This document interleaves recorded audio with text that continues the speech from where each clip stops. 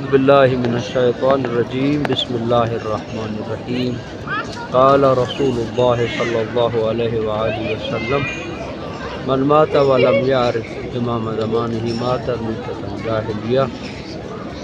معرفت کے عنوان سے حدیث میں نے پیش کی تھی، اور ابھی بھی رسول خدا کی وہ حدیث جس میں صادق آل محمد نے نقل فرمایا ہے کہ جس کی جو بھی امام کی معرفت کے بغیر دنیا سے چلا گیا اس کی موت جاہلیت ہے۔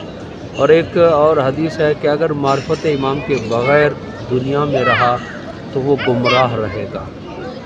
عرض کیا تھا کہ یہ معرفت ہے کیا، اور یہ پوری کائنات اللہ نے معرفت کی بنیاد پر خلق کی ہے۔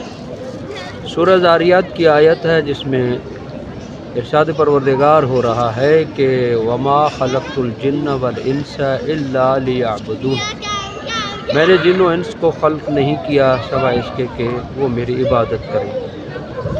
یہاں پر ایک سوال پیدا ہوتا ہے کہ اللہ نے خلق کیا ہے، غرض تخلیق انس و جن کا یہ ہے کہ وہ عبادت کریں، مگر ہم دیکھتے ہیں کہ عبادت کرنے والے بہت کم ہیں، بہت تھوڑے ہیں۔ اور اس کو دیکھتے ہوئے یہ سوال ذہن میں آتا ہے کیا پروردگار عالم اپنی ہدف میں، اپنے مقصد میں کامیاب ہوا یا نہیں ہوا؟ یہ ایک سوال پیدا ہوتا ہے۔ اس کا جواب یہ ہوتا ہے کہ دیکھیں، پہلے تو مفہوم عبادت کو سمجھا جائے ایک، دوسرا یہ ہے کہ علامہ طباطبائی علیہ الرحمٰن نے تفسیر میزان میں لکھا کہ یہ لیعبدون سے مراد لیعرفون ہے۔ اللہ نے خلق کیا ہے انس و جن کو معرفت کے لیے۔ کیوں؟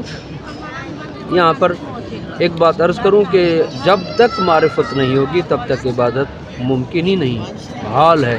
جب تک آپ نہیں پہچانیں گے تو نہیں جھکیں گے، نہیں رکیں گے، احترام نہیں کریں گے، تعظیم نہیں کریں گے۔ معرفت ہوگی تو عبادت بھی ہوگی، تعظیم بھی ہوگی، جھکنا بھی ہوگا، رکنا بھی ہوگا۔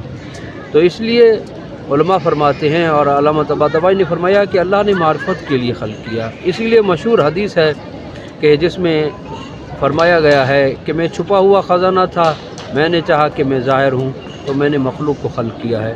یعنی اللہ نے خلق کیا اسی لیے کہ اس کو پہچانا جائے، معرفت حاصل کی جائے۔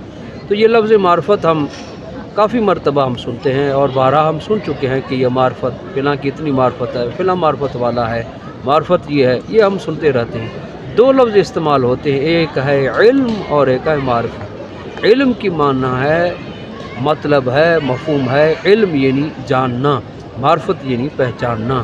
تو حدیث میں یہ نہیں ہے کہ جو علم نہیں رکھتا اس کی موت جاہلیت ہے، نہیں، جو معرفت نہیں رکھتا اس کی موت جاہلیت ہے۔ یہ معرفت ہے کیا؟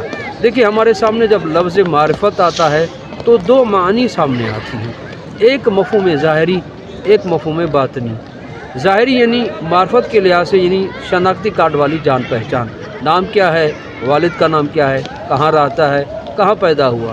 کہ حدیث میں یہ رسول خدا فرمانا چاہتے ہیں کہ جس کے دل میں معرفت نہیں ہوگی اس کی موت جاہلیت ہے۔ اگر یہ ہے تو رسول خدا کے دشمنوں کے پاس یہ معرفت تھی، علی کے دشمنوں کے پاس یہی معرفت تھی جو شناختی کارڈ والی ہے، حسین مولا کے، اور یہاں تک کہ تمام ائمہ کی یہ معرفت ائمہ کے مخالفین، ائمہ کے اعداء اور دشمنوں کے پاس یہ معرفت تھی۔ اگر یہ ہوتی، یہ تو مقدمہ معرفت ہے۔ معرفت یہ نہیں ہے کہ انسان ظاہر کو پہچانے، نام کیا ہے۔ اگر یہ ہوتا تو کربلا کے میدان میں امام حسین علیہ السلام نے یہی معرفت کرائی تھی۔ فرمایا کہ یزیدیوں پہچانو، میرا نام حسین ہے، میرے بابا کا نام علی ہے، میری ماں کا نام زہرا ہے، میرے نانا کا نام رسول خدا ہے، محمد مصطفیٰ ہے۔ یہ معرفت نہیں ہے۔ اگر یہ معرفت ہوتی تو امام حسین علیہ السلام کے خلاف جنہوں نے تلوار کھینچی ان کے پاس یہ معرفت تھی۔ پھر یہ معرفت ہے کیا؟ آسان سے یہ ہے کہ معرفت اس کو کہتے ہیں جو عہدے اور منصب کو پہچانے۔ دیکھیں، آپ ایک شخص کو دیکھتے ہیں، آپ کے ذہن میں دو سوال آتے ہیں۔ ایک سوال آتا ہے یہ کیا ہے، ایک سوال آتا ہے یہ کون ہے۔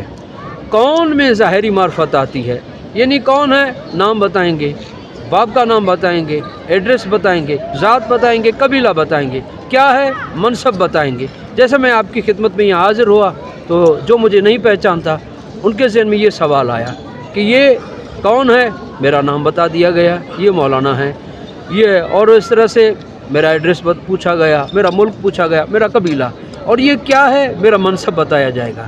تو یہ کیا والی معرفت امام کی رکھنی چاہیے یا کون والی معرفت رکھنی چاہیے؟ امام کون ہے نام بتایا جائے گا، شناختی کارڈ والی ایڈریس بتائی جائے گی، مگر کیا ہے تو منصب بتایا جائے گا۔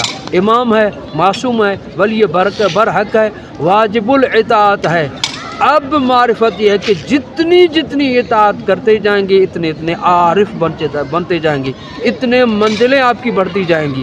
تو امام نے، رسول خدا نے فرمایا جو امام کی معرفت نہیں رکھتا، یعنی جو امام کی اطاعت نہیں رکھتا، جو امام کے منصب کو نہیں مانتا، جو امام کے منصب کو مانتے ہوئے امام کے حکم پر نہ چلے، اس کی موت جاہلیت ہے۔ اور اسی لیے نوجوانوں کو خطاب کر کے یہ عرض کرنا چاہتا ہوں، توجہ دلانا چاہتا ہوں، اے نوجوانوں امام کی معرفت حاصل کرو، آپ کے زمانے کا امام موجود ہے۔ روایت میں ملتا ہے جب رجعت ہوگی اس وقت 18 سال کا نوجوان جو دنیا سے چلا گیا ہوگا اس کو اس کی قبر سے اٹھایا جائے گا، اور اٹھا کر مولا سوال کریں گے بتاؤ میں کون ہوں؟ یہاں تک ملتا ہے کہ وہ نام بتائے گا، کہ مولا فرمائیں گے کہ تجھے کیسے پتہ چلا کہ میرا نام مہدی ہے، میں امام ہوں؟